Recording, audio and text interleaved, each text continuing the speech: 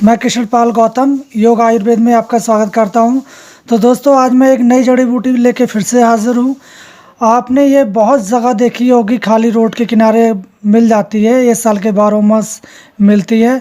आप इस जड़ी बूटी को पहचान लो।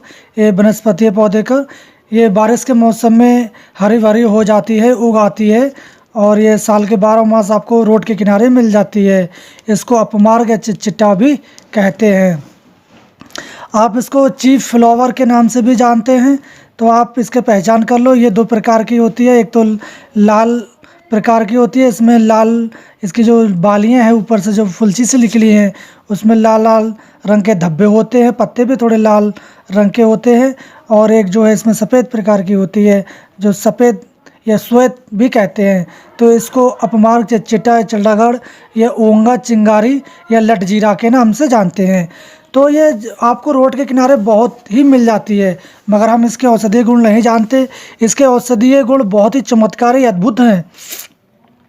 इस जड़ी बूटी के ऐसे चमत्कारी या अद्भुत गुण बताए जाते हैं जो हम अपने तांत्रिक विद्याओं में भी करते हैं, और इसको हम सम्मोहन करने के लिए भी किया जाता है।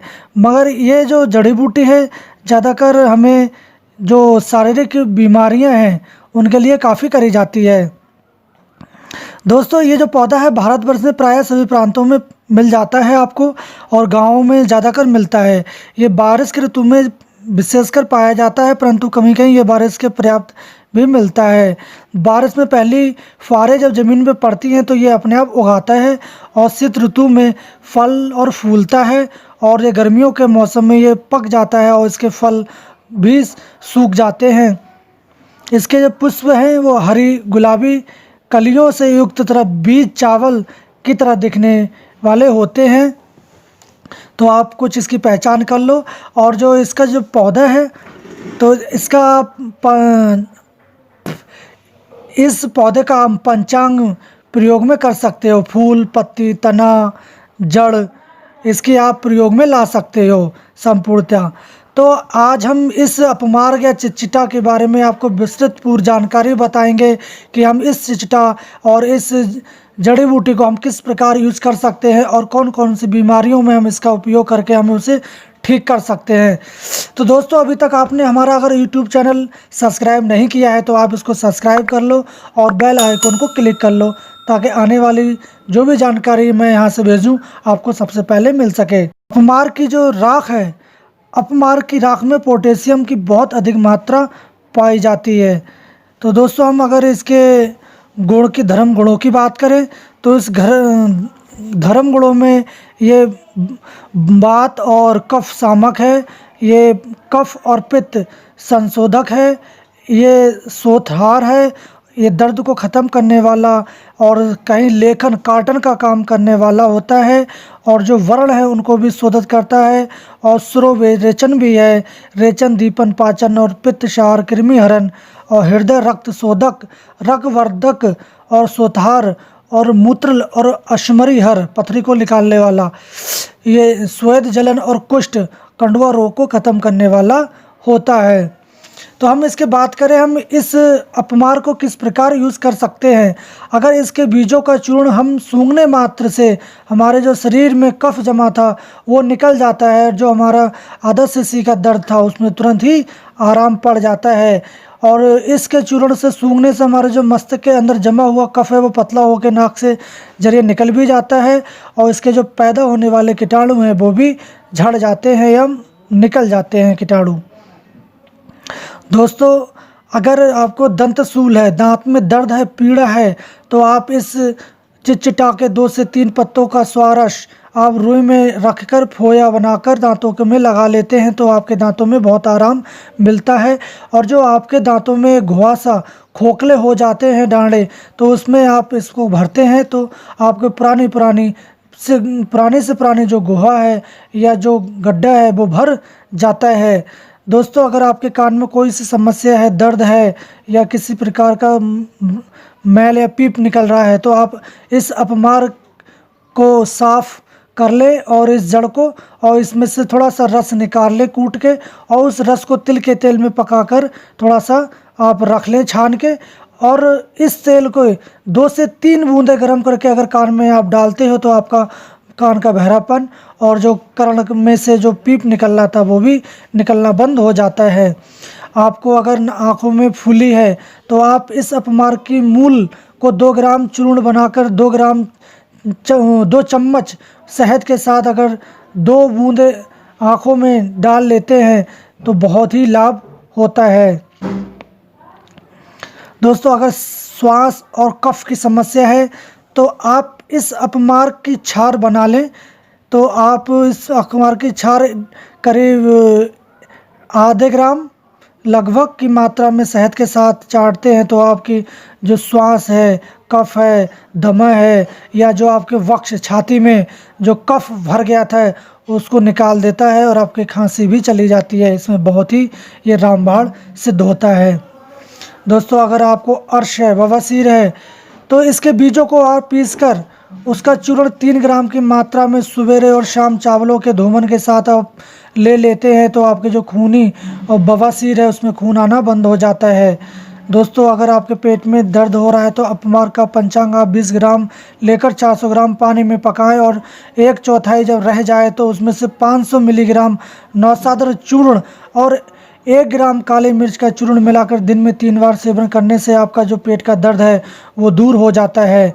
अगर आपको भस्मक बीमारी है, आप खाते बहुत हैं फिर भी आप मोटे नहीं पड़ रहे हैं, आप खाना भी बहुत सारा खाते हैं फिर भी आपकी भूख शांत नहीं होती, दोस्तों आप सूखते जा रहे हो, मोटे भी नहीं पड़ रहे हो, तो उस भस्मक बीमारी में आपको क्या करना है कि इसमें अपमार्ग के बीजों का चूर्ण 3 ग्राम दिन में 2 बार आप सप्ताह में 1 बार सेवन करें तो आपको निश्चय ही भस्मक बीमारी से छुटकारा मिल सकता है। दोस्तों, आके किडनी में दर्द है, अगर किडनी में दर्द आपके स्टोन के चक्कर से हो रहा है तो भी आप इसमें बहुत बढ़िया आराम हो सकता है अपमार्ग से। अपमार्ग की 5 से 10 ग्राम ताज़ी जड़ को पानी में घोटकर पीने से बहुत ही लाभ होता है। ये औषधि आपकी बस्ती की पथरी को टुकड़े टुकड़े करके निकाल देती है और आपके जो किडनी का दर्द है उसमें भी बहुत फ़ायदेमंद है। ये आपके किसी वरदान से कम नहीं है अपमार्ग।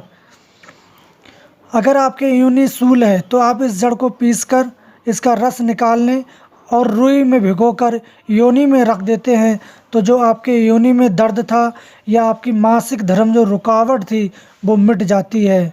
अगर किसी माता बहन का गर्भ धारण नहीं हो पाता तो आप इस अनियमितता मासिक धर्म या अधिक से अधिक रक्तस्राव के कारण जो स्त्रियां गर्भ धारण नहीं कर पाती उन्हें ऋतु स्नान के दिन से उत्तम भूमि में उत्पन्न इस दिव्य बूटी को 10 ग्राम पान या इसकी 10 ग्राम जड़ को गाय के 125 ग्राम दूध के साथ पीसकर छानकर 4 दिन तक सुबह, दोपहर और शाम पिलाने से स्त्री गर्भ धारण कर लेती है। ये प्रयोग यदि एक बार में सफल नहीं हो पाता है तो आप इसको अधिकतम 3 बार उपयोग करके देख सकते हैं।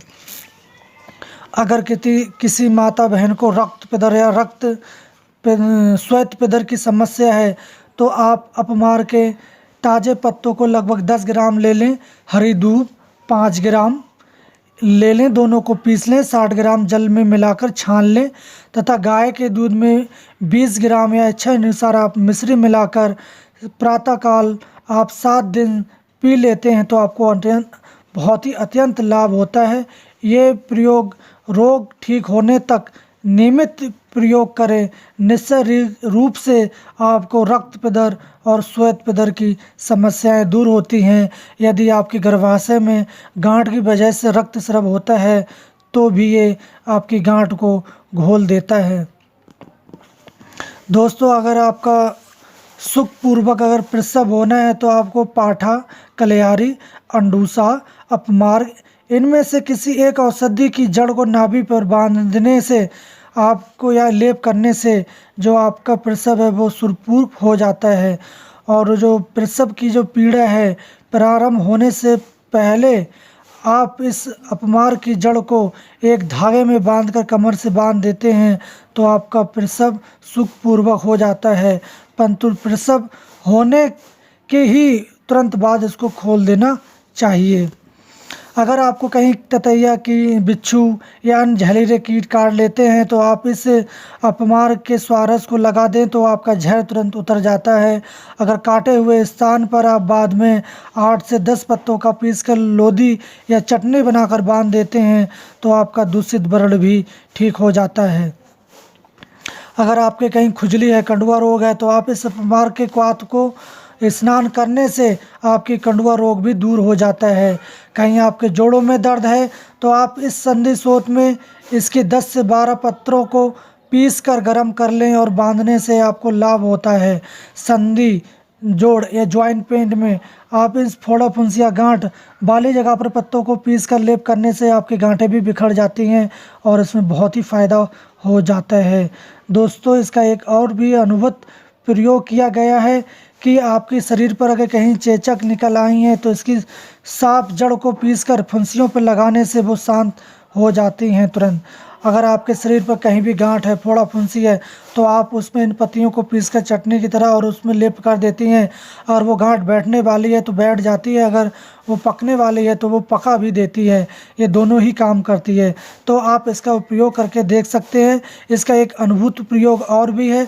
अगर आप इसकी जड़ का दातून बनाकर अगर दांतों के साफ़ करते हैं, दांत आपके बहुत साफ़ हो जाते हैं और आपकी जो दांतों की पैरिया है, दर्द है, उसमें बहुत फ़ायदा होता है। और पैरिया होने से आपके जो दांतों मसूड़ों में से जो बदबू आती है मुंह से, उसके बचाव के लिए आपको क्या करना है कि इस जड़ को आप ले लें, साफ़ कर लें, धो लें और रात को सोते टाइम इस जड़ को मुंह में रख के सो जाते हैं तो आपको सुबह के लिए देखेंगे कि आपका मुंह बड़ा ही मीठा एवं लार सी आती है, तो आपके मुंह से बदबू आना भी बंद हो जाती है। दोस्तों, अगर आपको हमारी ये वीडियो पसंद आई तो आप इस वीडियो को लाइक करें, शेयर करें और चैनल को सब्सक्राइब करना ना भूलें।